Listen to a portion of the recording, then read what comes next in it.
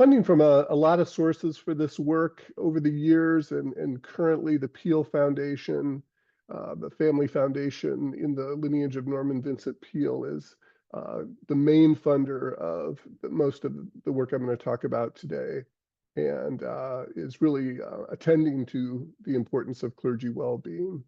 We have a big team on the core research team at Danielson, a number of students at Boston University, early career folks, postdocs. These folks have their handprint on a lot of the research I'm going to describe today. So let me first frame a few key issues, and then I'll walk through what I see some of the major challenges are to clergy well-being. And then I'll describe some of what we see as the ways forward and what we're working on in our Peale-funded Chrysalis formation project for clergy chaplains and therapists that Daniel mentioned.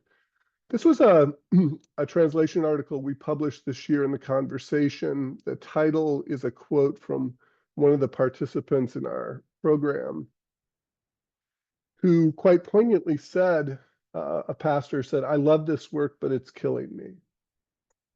And this speaks to the fact that so many of us who get involved in ministry or the other helping professions do feel a sense of calling to that work, love it, find it meaningful. In some ways, that can make it hard to step back, to set boundaries, to deal with our human finitude.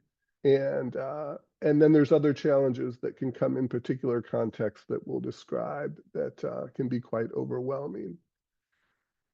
Over a decade ago, when I first got to Danielson, I was asked to consult on a study. This is some of the backdrop here, where it was a particular religious denomination I won't name, but they had done a large study. I didn't design it, but I got asked to look at the data, a large study of clergy well-being in their denomination. And I can still remember the day I was looking at a data screen when I realized they had used the leading clinical measure of post-traumatic stress disorder symptoms. And in tallying up the numbers, I realized that about a third of the clergy in this denomination in this study were endorsing PTSD symptom levels at a clinical level. Now, that doesn't mean that they would get the diagnosis, but it does mean that they were endorsing a clinical level of trauma symptoms related to their ministry work. And as I started to dig around, it also became apparent that that level of trauma symptoms is actually higher than post-deployment military.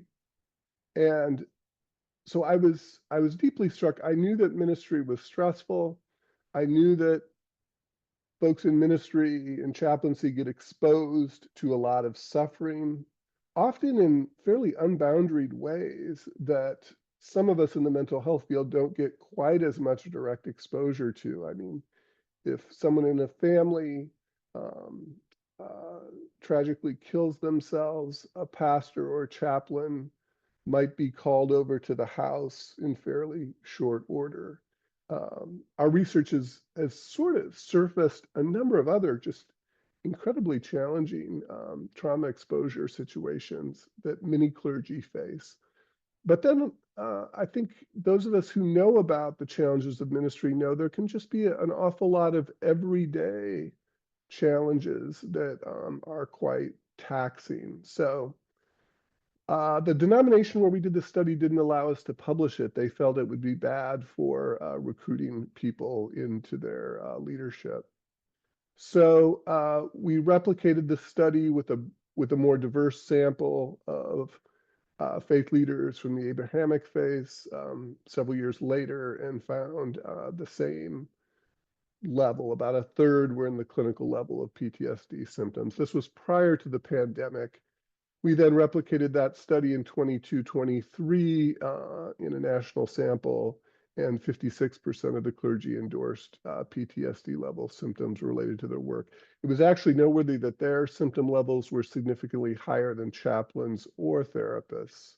And we had a chance to present this research to the Department of Health and Human Services back in 2023, as they were concerned about clergy burnout and brought together a number of people to talk about what is going on in that way. And I think this frames a question that I want to raise today that asks, um, who are we as people who try to help others? Are we more like plants or clocks? That's one of the questions we found helpful lately. Clocks, you kind of assemble, you put them together, you wind them up, you occasionally replace the battery. Is that the best metaphor for who we are as folks who are in these fields of helping? Or are we more like plants that are actually diverse, need certain ecological conditions, need certain kinds of soil, and need nurturance in an ongoing way that is unique to a particular plant, not the same for every plant, right? We're going to suggest that we think we're more like plants than clocks. And we also think this invites some questions about how we might move to a new paradigm about these issues that we framed as a move beyond self-care. We think self-care is important. I do my best to practice self-care on a regular basis. I was at the gym this morning, as I am most mornings. So we're not against self-care, but we think that as really one of the main suggested remedies to this set of issues is basically insufficient. It reflects more of an individualistic understanding of personhood. It really fails to account for the complexity of dynamic and systemic contributions to clergy stress. It often glosses over the deep existential dynamics of working in these fields where, again, we get exposed to profound suffering, death, very deep, complex issues. And self-care alone doesn't quite do justice to the existential and spiritual depths of those issues. At its worst, the sole focus on that in some contexts can kind of suggest that if I am traumatized by the work I'm doing, it was kind of a failure on my part to practice the right behaviors. And we think that we need a deeper look into multiple areas. What are my motivations for doing this work? How am I metabolizing the existential and spiritual challenges? What is the relational ecology around me? That's a big issue for us, that we're concerned about the relational ecologies that are supporting our clergy, our therapists, our chaplains, or not. That too often there may not be sufficient relational support and opportunities for growth. And this begs questions about flourishing and what do we mean by flourishing? We're quite interested in eudaimonic versions of flourishing that obviously need spiritual theological integration, but basically have to do with our sense of vitality, our sense of meaningful growth opportunities, and our sense of community connections that help support our contributions to community. So when I say flourishing, that's the basic gist of what I'm meaning. So now let me take you into a few challenges, and then I'll pause before I get to the paths forward to see if there's some comments or clarifying questions. And I won't have time to name all the ones we're researching, but let me hit some key ones that we think are important to name. Dan Aylshire, the former president of the Association of Theological Schools, wrote a really powerful book showing that faith leaders today face a new landscape of really reduced social trust and you could say reduced social validation for the role in previous generations. There was kind of more general social capital for pastors, for people in religious leadership. That's a lot different now in the West, anyway, in the United States. It's a more invalidated role. And that was part of the overall picture, not to mention the kind of polarization in many congregations over various issues that led Aylshire to make an argument, again, leader in theological education, to say, we need a much stronger formation emphasis in the preparation of leaders. because leaders are going into a different social landscape than previous generations. We need much more emphasis on spiritual and relational maturity than ever before, which I would agree with. The problem of burnout comes up a lot. There are concerning rates. It's not as though every clergy member is burned out, but there are high rates we've seen. By burnout, we mean emotional exhaustion, a sense of depersonalization or cynicism where someone feels like they really have to kind of pull back from their work because they're just too overwhelmed. And this often cascades towards a reduced sense of personal accomplishment in the work. And I see this in folks I do therapy with that are in these fields. That's always been part of my clinical practice. And it's particularly concerning when you can see that people are now so overwhelmed that they also feel totally ineffective at what they're doing. And in some cases, that might be a sort of a distortion, but it reflects the overwhelm that they're feeling. There's one quote here from one of our participants at the bottom: how draining it is to always be or feel needed, that having 150 bosses is exhausting and complicated. Kind of an interesting way of putting pastoring a church. The pastoral ministry is not at all what it was 20, 30, 40 years ago. That expectations that church people have on pastors is absurd. This was a faith leader in our research. So let's take a deep breath. We're going to press on to survey some other challenges, but I realize each of these is its own challenging issue to sort of metabolize. But I will get to some paths forward here in a minute. Eric Brown is a professor at Boston University Medical School, is working with us. Eric did a study, a really good study of Black clergy, looking at ACEs, which refer to adverse childhood experiences that often predict trauma in one's background that could increase vulnerability to trauma in one's current work.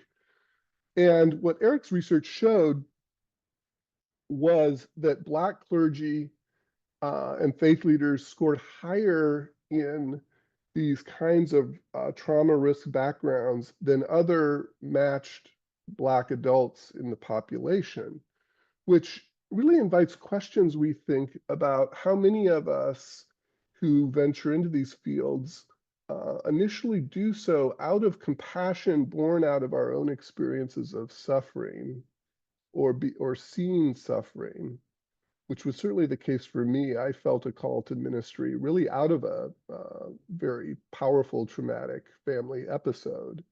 And, that represents, in our view, strengths that many clergy bring to the work, but also a certain vulnerability if that is not attended to in formative ways over the course of not only training, but one's career. In other words, that sort of vulnerability is really going to get tested on the front lines of ministry.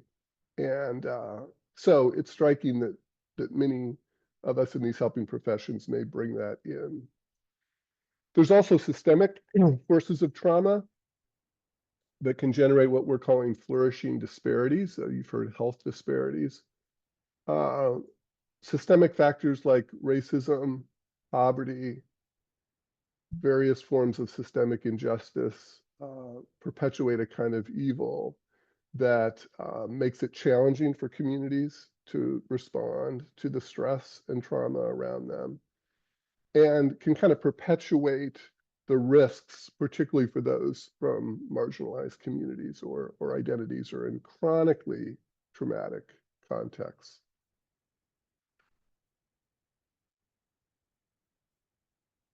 Let's take another breath. Another challenge we're paying attention to, especially for faith leaders, is the challenge of juggling multiple roles and responsibilities. Richard Deshawn, an organizational scholar, did a study for the United Methodist Church back in the early 2000s, a job analysis of United Methodist pastors. And he concluded that they needed on average 13 main types of job, task, abilities, and 64 necessary competencies to do pastoral ministry. Deshaun, who had worked in a lot of other fields, concluded he had never encountered such a fast-paced job with such varied and impactful responsibilities. So it's a lot of juggling in some cases. We're also taking a look at work-family spillover effects. In a recent study, Sarah Crabtree from our team is looking at 100 matched helping professionals and partners, clergy, chaplains, therapists. Excuse me. And what this analysis showed was the partner's sense of work-family conflict spillover about their partner, who was in the helping profession, significantly related to both their own and the helping professionals' levels of flourishing after controlling for that assessment by the helping professional themselves. So this is sort of fancy analysis for what some of us in these fields know, is that our spouses, our partners, our families do experience spillover. And sometimes they may understand the impact of it even on us better than we do ourselves. So this is an important relational issue to take a look at. Excuse me. So all of this leads us to a couple of points, and then I'll pause for a minute before talking about the way forward. We think it's important to prevent burnout among clergy, but that's a rather low bar. The higher bar of flourishing is more challenging, but we think it's worthwhile. In this large review of the research in this area, we found that there's several dimensions that are often interactive, but really not looked at very carefully in a lot of the research. Actually, the existential and spiritual dynamics I named, the relational dynamics for clergy, and then these systemic organizational factors that can make a difference, the resources, the expectations, the vision for well-being of clergy, say in that denomination or that church. And there's an interactive set of issues that we think also needs to be really attended to around this.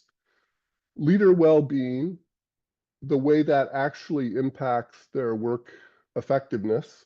Those two things we think are associated, but also not discussed enough. And then the diversity, competence, or sensitivity of the system, the denomination, the congregation.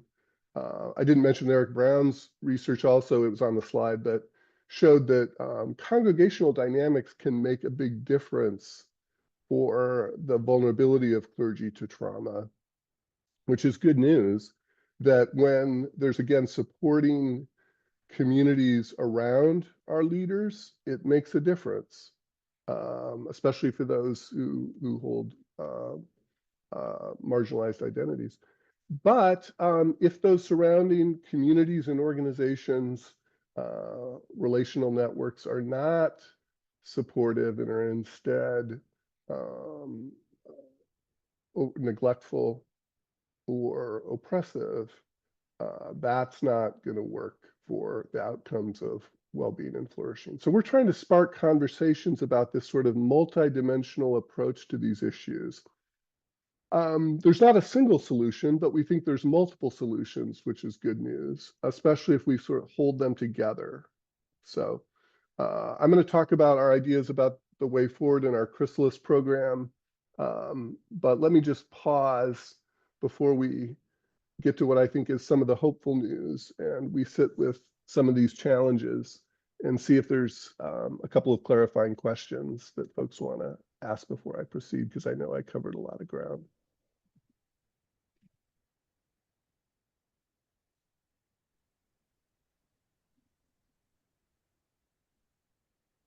Is it okay for me to ask a question from? Yeah, go ahead.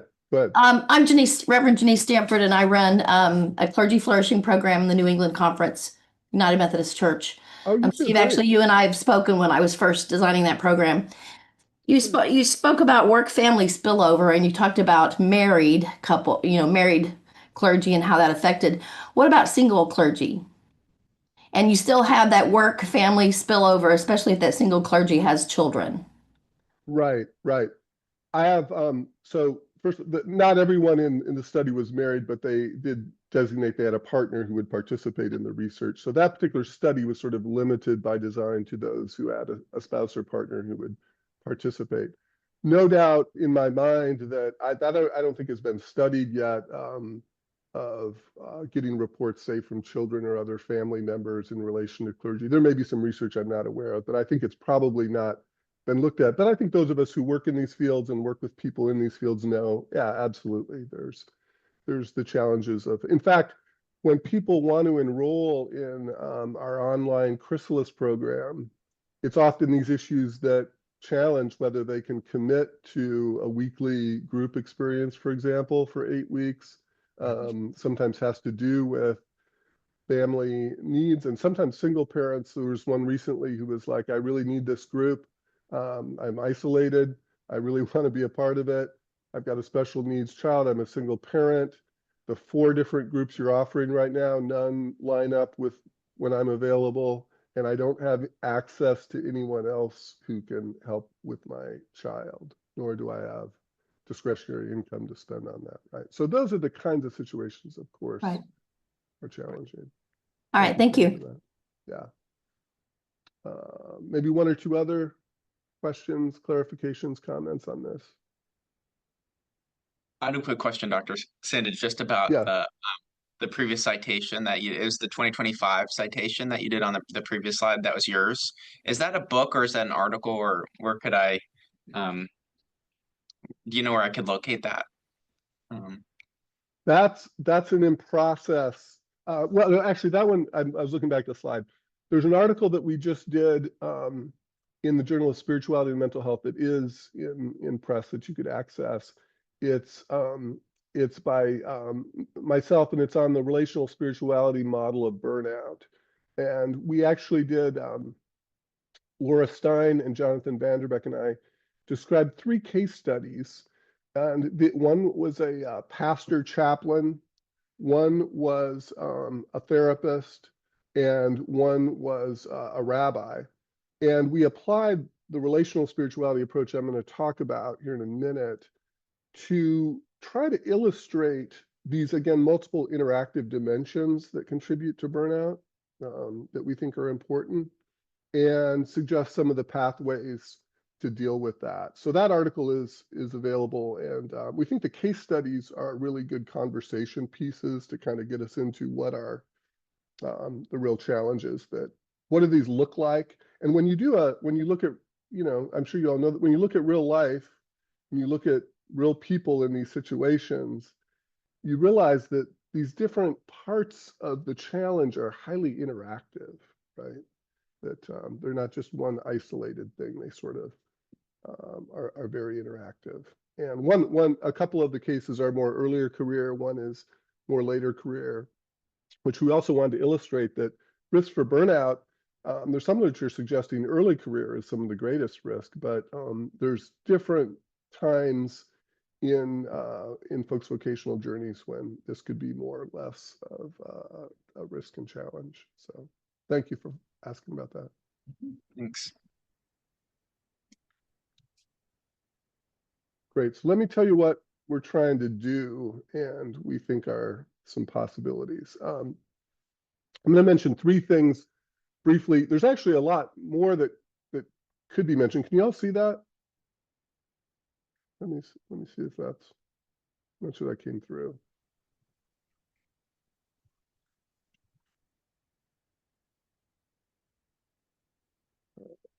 Hold on a second. Okay, here we go. So we think that it's really important to sort of clarify what are our models of formation and flourishing for folks in these fields. I end up in a lot of conversations in different denominations or different contexts, and what I notice in the landscape is there's some churches or some organizations or some denominations that are really working hard at this and thoughtful about how do we do this? What is our plan? What model are we using? What's our game plan and strategy? There's other places I go that they're not really thinking this through, and it kind of falls back into we just hope that these faith leaders are like clocks, right? So our relational spirituality model that we've developed over the past 20 years really foregrounds relationality as part of spiritual formation, as part of our relational dynamics with God and with others, and that these relational dynamics are really crucial to formation, to healing, to well-being. And in particular, we thematize spiritual dwelling and seeking, the need to get grounded and connected with God and with others, as well as seeking, which is the inevitable stretching, growth, new exploration, new understanding, exposure to the wider world and communities that can happen. And we think there's a balance of dwelling and seeking that is really important for formation. We all will get into points in our journey where we do need to stretch and engage in seeking and come to new understanding. Systems, congregations that are doing that too much for too long without wrapping back into the need for dwelling, getting grounded and connected will be very stressful to be a part of at some point. And in our own system at Danielson, those of us in leadership do try to pay attention to this. What's the level of grounding, connection, clarity, stability we've been trying to offer to our team and our organization? And what are the areas we really do need to stretch and challenge ourselves and lean into new things, spiritually and otherwise, and to sort of pay attention to that dialectical tension between those. We've got over 40 published studies on this, if you're interested, that show that those dynamics are pretty influential on how formation plays out. We're applying it in our psychotherapy training and research as well. So relational spirituality sets the stage for why we're excited about this Chrysalis program for helping professionals funded by the Peel Foundation. So Chrysalis is an acronym that our team came up with, and we stretched a little bit to get the acronym to work. But we were really drawn to the Chrysalis as a metaphor of a incubating space that is necessary for transformation. And so what we did is we initially had done some online groups during the pandemic for chaplains led by our clinical staff. These were short-term support groups during the early phases of the pandemic. And we actually found they were so helpful, as many chaplains were getting isolated, that we pitched this to the Peel Foundation and said, we'd like to extend these groups into 8-week groups and an individual condition. And we want to do faith leaders, chaplains, and therapists in their own conditions, not in the same groups, but uniquely. And so we've been running this for the past couple years. We do these 8-week online groups, and there's a matching individual self-reflection condition where our video material, our exercise, our reflection exercises, our journal prompts, all of that is available online. And we're doing a randomized controlled trial for 5 years, randomly assigning folks from these vocations to either the group or individual condition. Based on our review of the literature, I'm pretty confident this is going to be the largest intervention study related to well-being in these fields. Our goal is to see if we can make a difference in reducing symptoms of burnout and promoting well-being. And to date, after we had over 300 leaders go through in the past 2 years, it's free because of the grant. The online thing is not always ideal, but it increases the access for folks from around the country.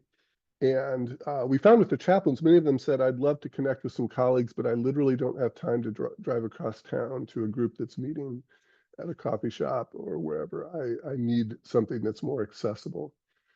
So that's the program we've been running. So far, the data is looking good. We've published our pilot data in this article last year. Laura Keptari led, but we're going to run it for 2 more years. Actually, if you know folks in these fields who might be interested, and again, it's free. please reach out to us. I'll show you the information on that at the end. The group condition is led by two of our clinical staff, many of whom have some spiritual leadership background as well.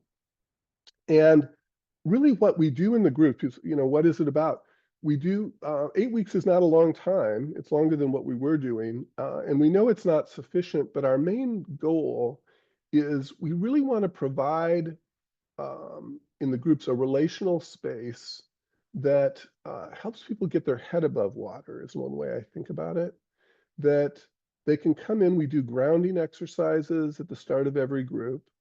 We open the space for dialogue. This is with peers, some of whom don't have any of that, or else the peers in their own church or workplace, they wouldn't feel quite free to be totally candid with. And we close each group session with another grounding exercise and a poem. And in the group condition, as you'd imagine, there is a kind of group process. It's not group therapy. We don't think of it as group therapy, but it's also not just a workshop where you're given a lot of content. I'll explain this diagram in a minute, but I'm trying to give you a feel for the kind of liminal way we're approaching this is we want to give people relational space. There's a little bit of structure, but we don't want it overly structured. And we engage this model of different strengths and capacities that could be relevant to work stress and trauma. We think of these as strengths or virtues, and these 5 different dimensions: processing capacities like grief, relational capacities like connecting with others, vitalizing capacities, which are aimed at kind of trying to activate my own sense of enjoyment, joy, what really matters to me, what vitalizes me. Orienting capacities, which are trying to get kind of curious, reflective about what my key goals and purposes are to get grounded that way. And then agentic capacities, which can include things like getting in touch with anger, assertiveness, actions I need to take. Okay, so our working model is we don't want to serve up a one-size-fits-all model to all of these faith leaders, chaplains, or therapists, because we don't think that really works. What we find in these spaces is what's going to be helpful to a particular leader is unique to them and their context, right? So we do think overall these different strengths or virtues are really relevant to burnout prevention and flourishing, but we want to invite each leader, and we do this in the individual condition too, to reflect on which of these will be most helpful to them at this particular time and in their particular context, right? So as one example for myself, I work in a lot of different areas of the university where I'm at. I juggle a number of different roles. Some time back, I realized I was really feeling stressed with a particular role in my job. And as I applied this framework, I was kind of surprised, frankly, to realize that I felt I was being called to some grieving. I felt like what God was stirring in me was this sense, look, you've tried to offer some input in this thing. You've showed some of the reasons for what you think would be helpful. You've committed to it a lot. It looks like that particular system just isn't going to do that. And it doesn't look very likely they're ever going to do that. And what my sense spiritually of the discernment was, I just needed to grieve that. I needed to come to terms with grieving that rather than getting assertive again or just connecting with the right people about all of it, right? So that's in a sense what we're inviting people to. 2 other strengths, and then I'll open it back up. We're investigating a lot of strengths in the research because we want to invite people to this sort of reflection, but our wider body of research shows one of the strengths, differentiation of self, that people like Friedman and Peter Steinke have described as very important for faith leaders, is really one of the strengths that we should be holding up. It includes these capacities for self-regulation of emotion, relational flexibility, self-awareness, the ability to work with differences. It's very related to spiritual, emotional well-being, humility, intercultural competence, things like that in our research, quite a few studies so far, and protective against burnout. One of the other ones we're quite intrigued with is self-compassion, which actually can be hard for some of us who are in these fields. So, maybe that's surprising, but we find that many of us in these helping professions, whether it's faith leaders or therapists, are much more compassionate with others than with ourselves. And so I love this quote by Simone Weil, who was probably someone who was quite hard on herself. Late in life, she offered this beautiful quote: compassion directed towards oneself is true humility, which I think comes from a sense that I'm not God, and I do have limitations, and I need to take in some compassion around my limitations. And leaders who do not have that are at risk of burnout based on our research. So I'm going to open it back up. You're welcome to contact me at Danielson about any of this stuff, articles, things you want to see. And if you know people who might want to look into the Chrysalis program, you can respond. It's on our website at Danielson as well, and get some information. And we do a screening to make sure it's a good fit and answer questions so people don't have to commit right away. Overall, we've actually had a lot more chaplains and therapists enroll than clergy. And sometimes that's because of the schedule challenges that come up even when people are interested. So we're encouraged by what we're seeing happen with the Chrysalis program. And let me just finally say, we know that's only one of the many kinds of approaches that need to happen. A lot of other people on the front lines are working on clergy well-being and doing other approaches that are also needed. There's almost no research on interventions to make a difference. This is one of the things we found in our systematic review. There are hundreds of studies on faith leader burnout. We found 5 intervention studies. And when I tell faith leaders about this, they often say, okay, you researchers, you documented the problem. Who's actually going to try to see what could move the needle? So that's what we're doing in our Peel grant, but we think we need a lot of other approaches working at that as well.